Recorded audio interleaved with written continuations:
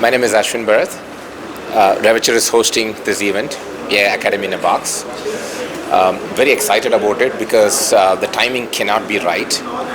We are actually very excited and pleasantly happy to see the enthusiasm that we are getting from all academic leadership, top to bottom, from government organizations, NASSCOM, NILED, everybody are excited, want to participate, want to hear and know it. So that really shows they want to make a change.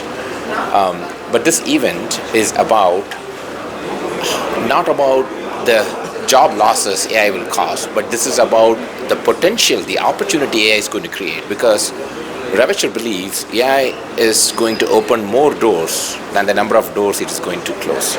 So how can we transition this messy middle from where we are now towards the AI world, and how do we navigate that? How do we make use of this messy middle and grow? I think that is what the summit is about, and we are releasing a report, and this report covers how and what created and scaled the Indian engineering colleges, which is US outsourcing.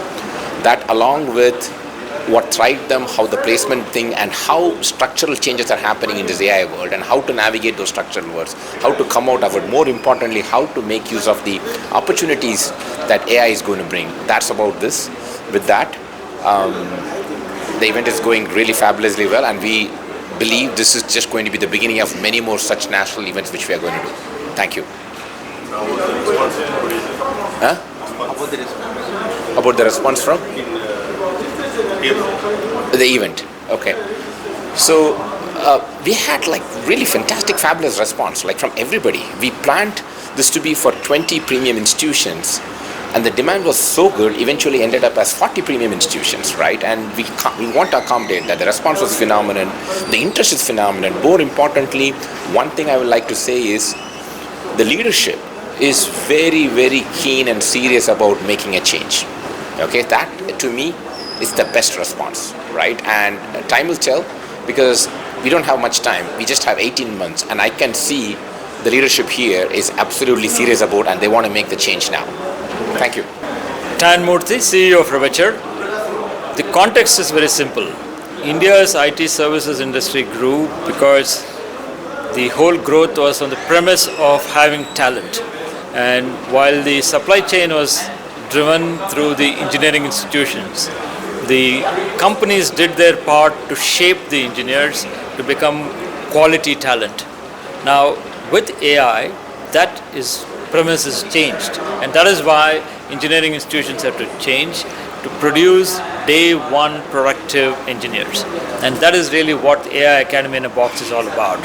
It is a structured way of ensuring that the programs that are conducted in the universities have collaboration from the academia and industry. Curriculum is co-designed, not once a year but once a semester. The faculty are practitioners, and outcome is projects and not knowledge.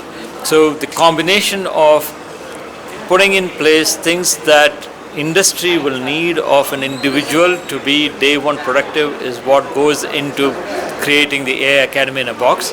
We're very happy about the response we have received so far, and we look forward to partnering with more institutions to make this a big reality for India to become really the AI factory of the world.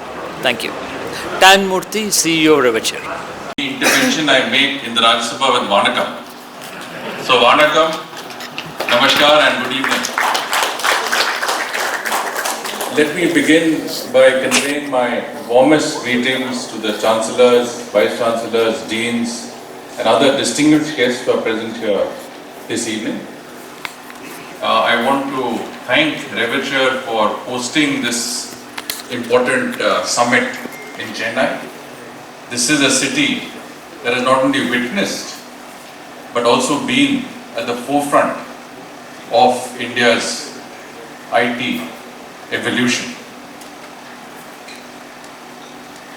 My heartiest congratulations to my good friend Ashwin Bharat, co-founder, executive chairman of Revature, CEO of Gallant AI, Mr. Tan Murthy, CEO, Madam Ophelia,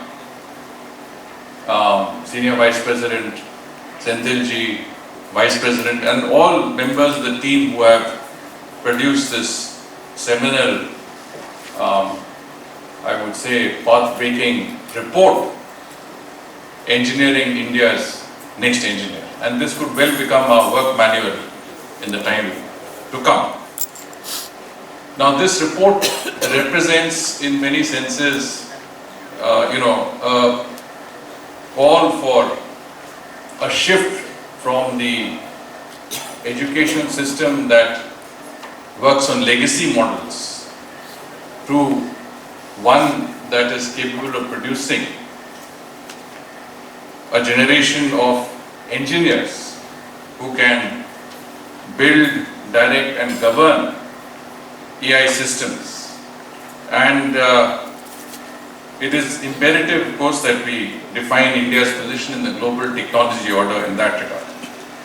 And Ashwin, whom I have known for many years, has always, every time I meet him, this is his constant message, that we in India need to wake up to the implications of this AI revolution. The implications on us, on our employability, on our youth. And today what he has done really is taken it a step further.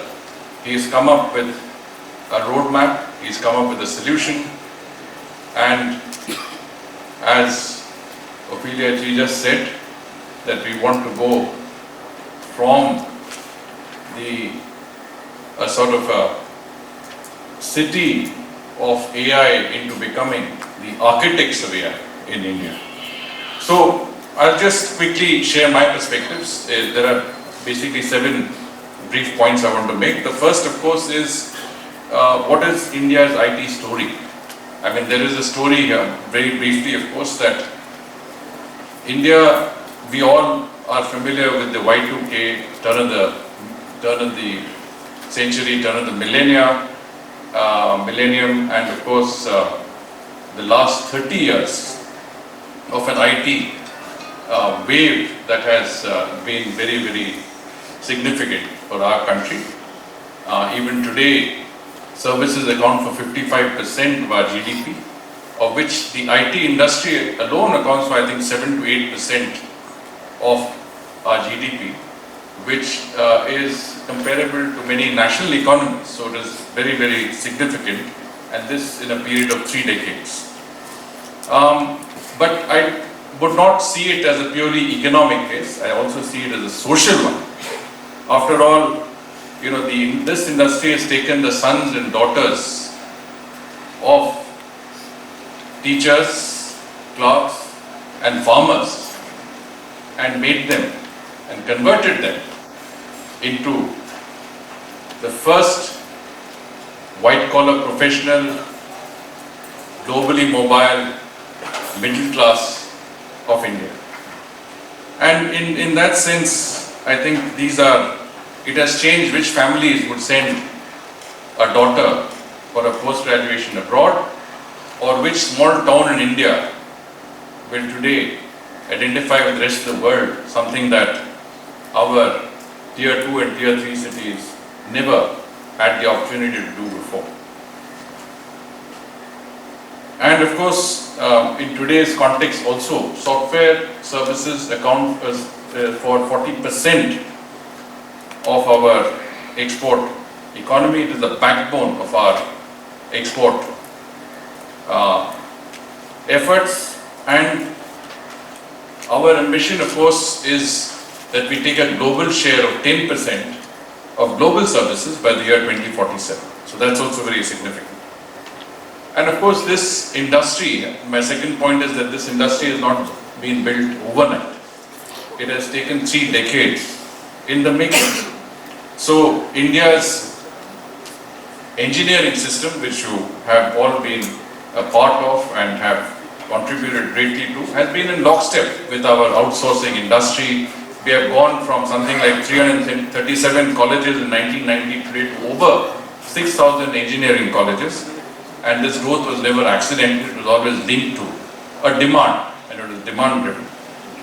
And for 30 years, companies like TCS and Infosys have trained, have provided the world's largest corporate finishing schools, training as many as 60,000 or 65,000 graduates at any given time and bringing them up to speed with what is required in the IT industry. So this is a safety net, unfortunately, that today is no longer there. I think this was mentioned earlier as well. And we are seeing a great transformation in the global, I would say, technology regime. So what is the change that AI is bringing, and why, of course, the old model cannot continue? I've looked closely at the report, and I think the numbers speak for themselves. It's very clear that even in our own country, fresher hiring has fallen by close to 80% from a peak that we reached in 2022. After that, I think there's been no looking back. It's been a sort of steady decline in terms of hiring of new entrants into the industry. So entry-level IT roles are down 20 to 25%, and one of India's largest IT employees has, for the first time, indulged in a mass layoff of its employees, and the first time in its history. And of course, the United States, which is ahead of us in that curve, has experienced a similar, I would say, downturn. I'm told that new graduates make up only 7% of big tech hires, and that, which is down 15% before the pandemic. So this is really also something that is seeing a significant sort of downturn. And what we have seen is that augmentation through AI has overtaken automation. Automation, which is essentially, as we understand it, is coding, which is our single largest which has been our single largest technology export, is the most automated task of all. But this is not, in my view, the end of the Indian engineer. In fact, this is only the beginning of what is a makeover in a very, very positive direction. It is the end of one narrow category of repeatable entry-level coding work that made volume hiring economically rational for 30 years, and today we are going into an entirely different area. So the opportunity is before us, and what the numbers tell us. So first, of course,